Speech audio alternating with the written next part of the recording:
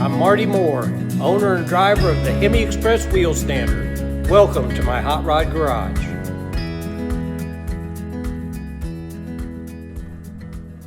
Alright guys, here we are, moving on to the next thing on this thing. We finally got the wipers working, we got the headlights working. Man, this thing was a mess. The electrical in this thing. It's really hard, guys, to work after somebody else because you don't know what they done and what they didn't do, and you got wires hanging, you don't know where they're going. We got the antenna working, it had a power antenna on it. So anyhow, on to the next thing. We're going to put these subframe connectors in here, which ties the frame together. I guess when you're making a little bit more power, these are BMR, those are directions. We don't need direction. Real men don't need direction. Yeah, we better save them, Ron, because I'm sure we're going to need them. So, all right, so we'll get on that. Hey, looky here for all you General Motors guys. Ron drove his 40 down today. Look at this. Tell me this is not a nice car. Finally got a nice day here. He drove his 40 down.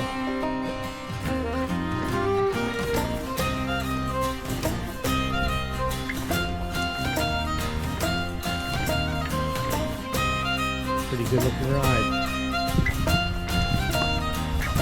All right, gonna get on them subframe connectors.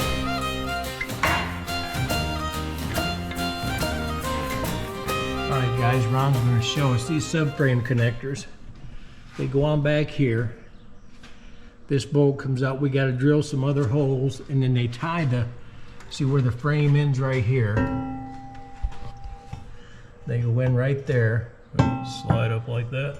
Yep. Bolt in right there. And then bolt in there in the back, and what that does is that ties the front and the back together.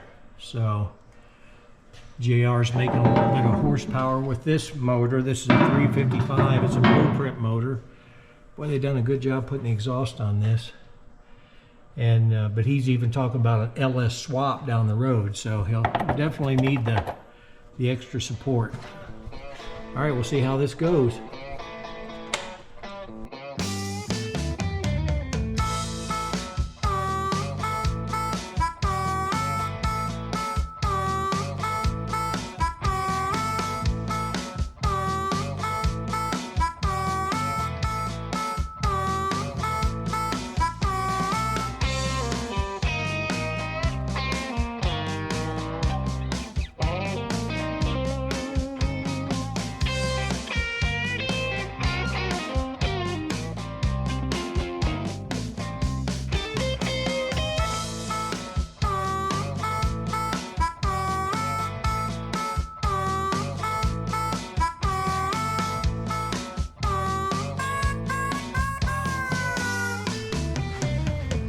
All right, here's these subframe connectors on here.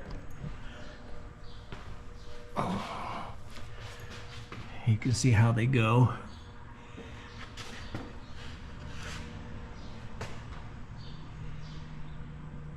And that just ties the frame together. See the holes here we got to drill. And then we got to drill up through the remainder here.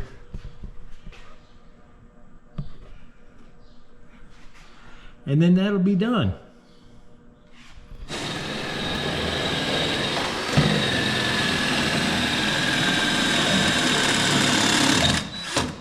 Ow! Think you want gloves on, Marty? I maybe do. Maybe some long sleeves? You know what? I am going to put gloves on. Yeah, they say you got to be tough to be stupid. That's what they say in the garage. And we're pretty tough here. You have to rename the garage. Tough Guy's Garage. You gotta hurry up, Marty. We're almost out of battery. We learn from our mistakes here. We learn a lot. Yeah.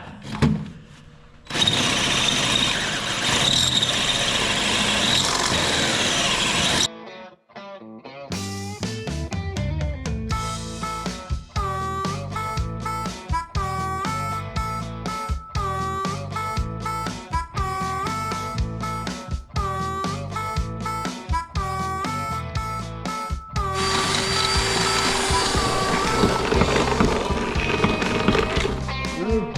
Yep. Here we go. All right, guys, I don't know if you ever use these step bits, but look at this. Look at this. See the hole there, Ron, where I just got started? See right here? Now watch this step bit. Sometimes these things amaze me.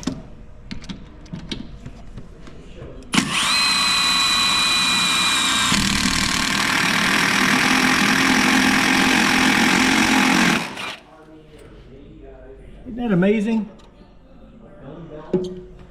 Now I can just take my 1/2-inch bit.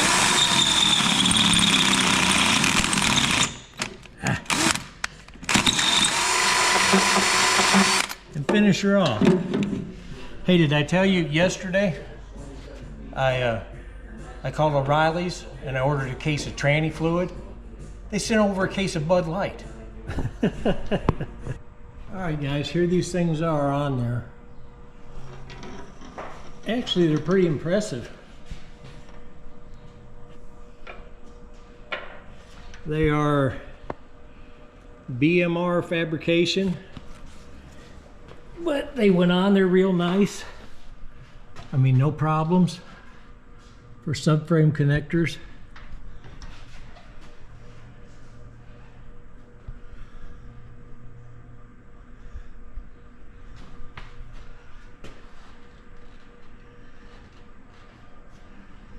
And they don't hang down or anything, like you see from out here. Of course, it's up on the lift, but I mean, they're tucked up in there. The exhaust hangs down farther than the connectors do. So they look pretty good. Another thing that was a problem on this, he said the window wasn't sealing up, which, what are we thinking, Ron? It's that back window? That's what I'm thinking. Because look, I'm not supposed to do that. No. It's got to be loose somewhere. It's out of the track somewhere or something.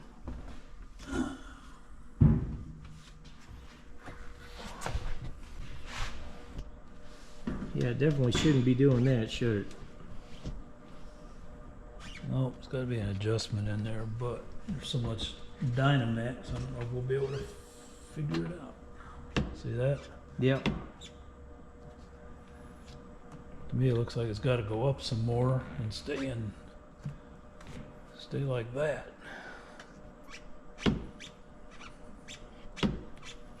Yep, we'll investigate. All right, the problem we was having with this door, when you roll the window up, it was not coming up all the way at the top. This was down on this corner here and was rolling up here. So what we had to do, you can see here, see this stop right here? These stops are adjustable. So the one up here in the front, you can't see it, but I just had to adjust the stop in the front so this window would roll up. And now it's rolling up just fine. Now the back window back here, you've got here and here, and then right here's another adjustment. But guys, these are a pain in the butt. They really are. So my suggestion is, if you have one of these, because they get old and they wear out, don't roll the back window down. Just don't roll the back window down. It's not like it's that big. You're not going to get a bunch of air in there anyways. Because once this is up, leave that alone.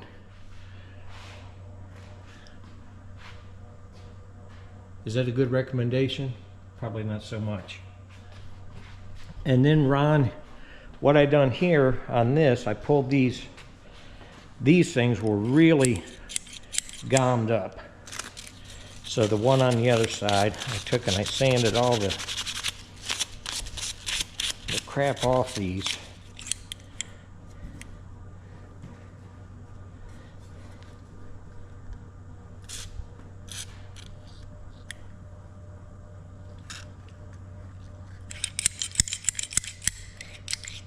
So that should make a big difference on that.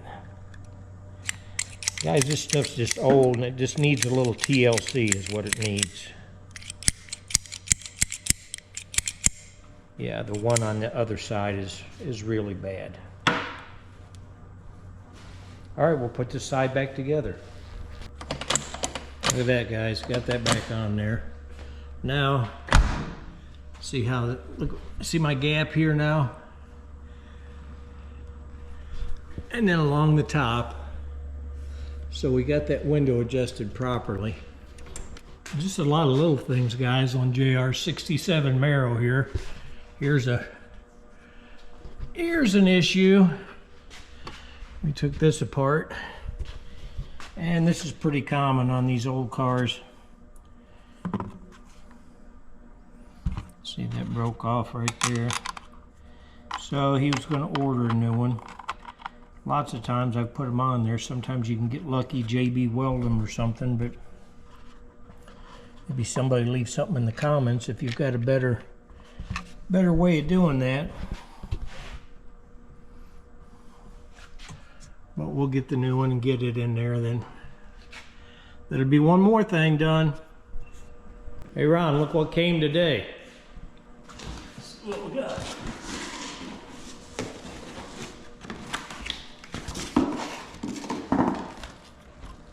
Wow, look at that. All right. Whole window. It looks like it'll be fun to put in. Yeah. All right, we'll try it. All right, guys, here's what we got going. Where's our bolts for this thing, Ron? Oh, this one here, one down here. One up here. It's back in there. I don't know if you can see it. It's kind of dark in there, but you can see the stud sticking out right there. There should be one right. Right, you gotta pull the weather stripping loose, and there's one Right there. right there. That should be all of them. All right, we'll try to get them out of there. See if we can't get her out.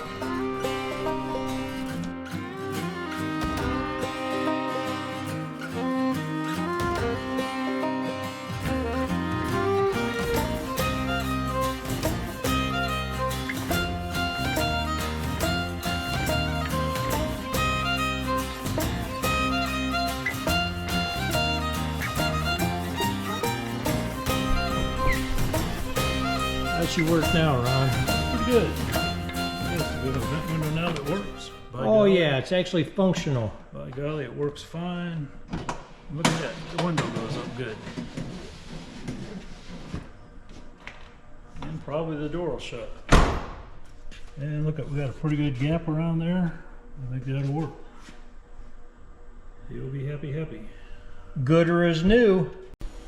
All right, guys, I got to vent here a little bit. It's time for Martys Rant, okay? I was looking for some information last night. We're working on this Camaro, putting the subframe connectors on. And I tell you what, guys, there is a lot of bad information out there on the internet. Misinformation. It's unbelievable to me that people will comment on and post.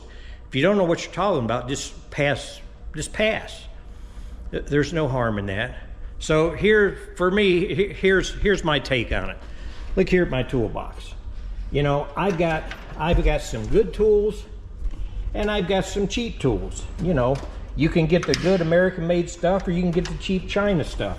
You know, if I'm buying a 3/8 wrench, yeah, I might cheap out. I'm not going to lie, because if it fails, it's no big deal.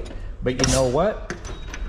When I buy a torque wrench, am I going to cheap out? Certainly not, because that's important. You know, when I'm working on this Hemi here, okay, if I want a new set of rockers to put in there, am I going to cheap out and buy the China ones, or am I going to buy the good ones? Same thing like on JR's Camaro here. You know what? If I was buying windshield wipers, yeah, I might cheap out and buy the cheap ones. But, you know, if I'm going to put a set of rockers in there, a new set of roller rockers, am I going to spend the money and buy the Harlan Sharps, get the good ones? Or am I going to cheap out and get the China knockoffs? You better believe I'm going to spend the money and get the good ones. So I said all that to say this. You know, information is a lot like your parts. Your tools are your parts.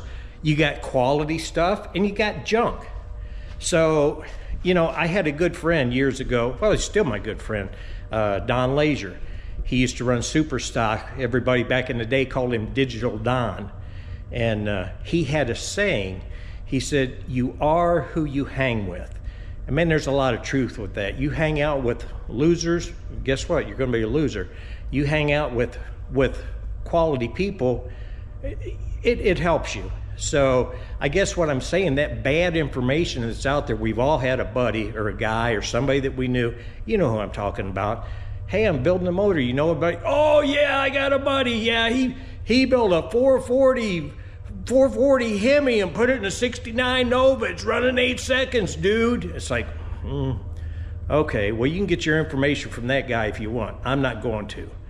So, guys, I'll make you a promise right here, right now on Marty's Hot Rod Garage. On this channel, I will do the best I can to get you quality information. If I don't know, I'll simply say, I don't know. So, because there's no harm in that. But if I don't know, I bet you I know somebody that does know. So, I've been very careful over the years who I align myself with, who I endorse or recommend. So you better believe when you hear me recommend somebody on this channel, it's not somebody that watched the YouTube video last night and said, you know what, I'm gonna make a video on this, on how to do this. So when I recommend somebody like Rick Allison from A&A Transmission or Terry over at Henderson Driveline, you better believe they are the best of the best. They've been doing it for years. They know what they're doing. It's like this Camaro. Setting up, I'm more of a Mopar guy. Could I have set the rear end up in this thing? Yeah, probably could have. Could I do a good a job as Terry's gonna do? Nope, no way.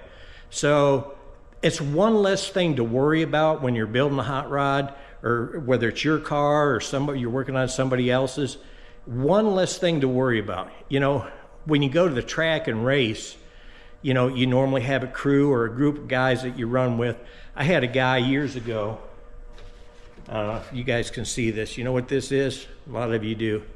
This is a chute pin. I had a guy on the crew, Al Goldsmith, and his job was to check tire when we pulled up to staging, check tire pressure and pull the chute pin. Al, every time Al would do it, and I don't know if he knows or if I ever even told him, Al, after he pulled the chute pin, when I pulled up, got ready to stage, Al would walk around in front of me, make eye contact, and he would hold this pin up like this and show me. I don't know if he'll ever know how much that put my mind at ease because I didn't have to worry about that. One less thing to worry about. Just like these hot rods. When you're dealing with somebody like a Rick Allison or a Terry over at Henderson Driveline, when they do it, it's done and it's done right. One less thing to worry about, just like.